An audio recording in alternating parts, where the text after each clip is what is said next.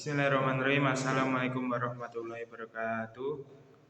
Perkenalkan, nama saya Syahrial Jusiko Muhammad, asal Klaten, NIM 2321310058. Ingin menjelaskan tentang pendekatan studi hukum Islam. Pendekatan studi hukum Islam adalah cara pandang yang terdapat dalam suatu bidang ilmu yang digunakan untuk penelitian agama dan studi. Pendekatan studi hukum Islam dibagi menjadi 12, yaitu pendekatan normatif, pendekatan sosiologis, pendekatan filosofis, pendekatan historis, pendekatan kebudayaan, pendekatan hukum Islam, pendekatan tipologi, pendekatan sofistik, pendekatan feminis, pendekatan komparatif, dan pendekatan psikologi. Yang pertama, saya ingin menjelaskan tentang pendekatan normatif. Pendekatan normatif adalah pendekatan teologis normatif, merupakan salah satu pendekatan dalam studi Islam yang cukup populer di kalangan umat Islam.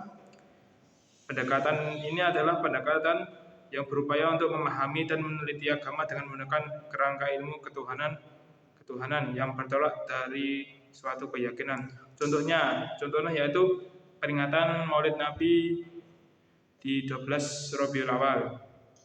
Terus, yang kedua, pendekatan sosiologis. Pendekatan sosiologis adalah pendekatan yang memahami Islam dari aspek sosial yang berkembang di masyarakat atau umum. Contohnya perilaku muamalah atau berdagang yang terjadi dalam kehidupan sosial di masyarakat. Terus, yang ketiga, pendekatan filosofis. Pendekatan filosofis adalah studi tentang seluruh fenomena kehidupan dan pemikiran manusia secara kritis dan dijabarkan dalam konsep mendasar melalui filosofi. Contohnya, mengajarkan sholat berjamaah dengan tujuan antara lain agar seseorang dapat merasakan hikmah hidup secara berdampingan dengan orang lain melalui sholat. Terus yang keempat, pendekatan historis. Pendekatan historis adalah suatu ilmu yang di dalamnya dibahas berbagai peristiwa dengan memperhatikan unsur tempat, waktu, objek, latar belakang, dan pelaku dari peristiwa tersebut. Contohnya fenomena mabuk sholat. Apa itu mabuk sholat? Mabuk sholat itu yaitu sholat dalam keadaan mabuk, yaitu tidak diterima sholatnya. Yang kelima, pendekatan kebudayaan. Pendekatan kebudayaan adalah dapat diartikan sebagai sudut pandang atau cara melihat dan memperlakukan suatu gejala yang menjadi perhatian dan menggunakan kebudayaan dari gejala yang dikaji tersebut. Pendekatan yang dikaji melalui kebudayaan, contohnya seseorang yang mempunyai kepercayaan adat istiadat atau kesenian. Terus yang keenam, pendekatan hukum Islam. Pendekatan hukum Islam adalah norma yang memiliki sanksi secara grafik pengelompokan hukum Islam terkait dengan hubungan antara manusia dengan Tuhan. Contohnya ibadah sholat, zakat, haji, pernikahan, dan perdagangan. Yang keenam, pendekatan topologi. Pendekatan topologi adalah merupakan salah satu pendekatan yang cukup objektif dalam melakukan studi Islam. Pendekatan tipologi ini bersifat klasifikasi topik dan tema sesuai dengan tipenya. Pendekatan ini juga dapat dimanfaatkan untuk memahami agama dengan cara mengidentifikasikan agama lalu dibandingkan dengan lain. Contohnya seseorang yang mengelompokkan orang dalam tipe-tipe beragama atau agama yang bersifat monoteistik. Terus yang ketujuh, pendekatan sofistik. Pendekatan sofistik adalah sebuah paradigma yang memusatkan pada kajian tentang pembersihan jiwa manusia yang kemudian digunakan untuk memahami masalah tertentu. Contohnya, seseorang yang membersihkan diri dari sifat tercela dan maksiat lahir dan batin. Terus yang ke-8, pendekatan feminis.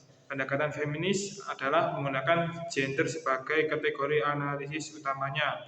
Contohnya menyamakan lapangan laki-laki serta perempuan agar memiliki kesempatan hidup yang sama untuk memilih perannya. Kita tidak membeda-bedakan. Terus yang ke-9, pendekatan komparatif. Pendekatan komparatif adalah kemampuan yang menggunakan metode untuk mengetahui persamaan atau perbedaan yang ditentukan dengan pengujian secara dan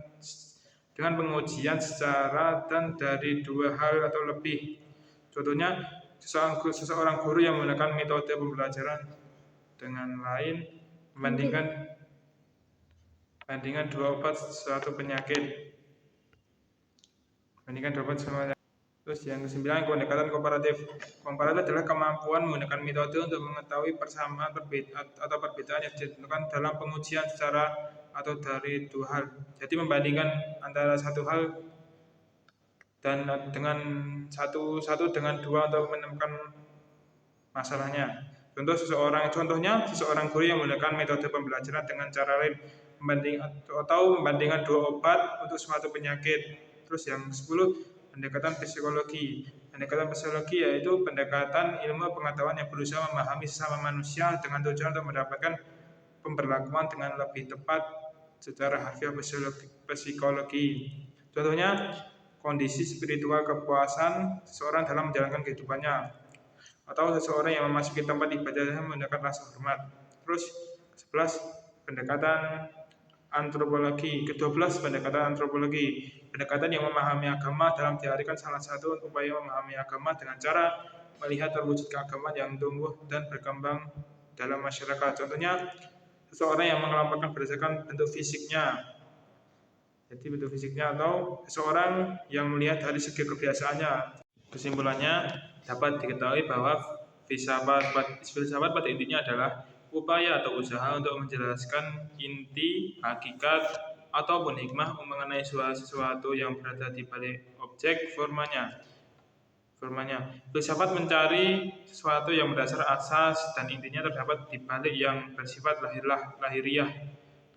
Karena sumber pengetahuan pendekatan filosofi adalah rasio, maka untuk melakukan kajian dengan pendekatan akal mempunyai peranan yang sangat signifikan. Oke, alhamdulillah telah selesai materi yang saya sampaikan. Apabila ada salahnya datangnya dari saya, dan apabila ada benarnya datangnya dari Allah Subhanahu wa taala. Terima kasih. Wassalamualaikum.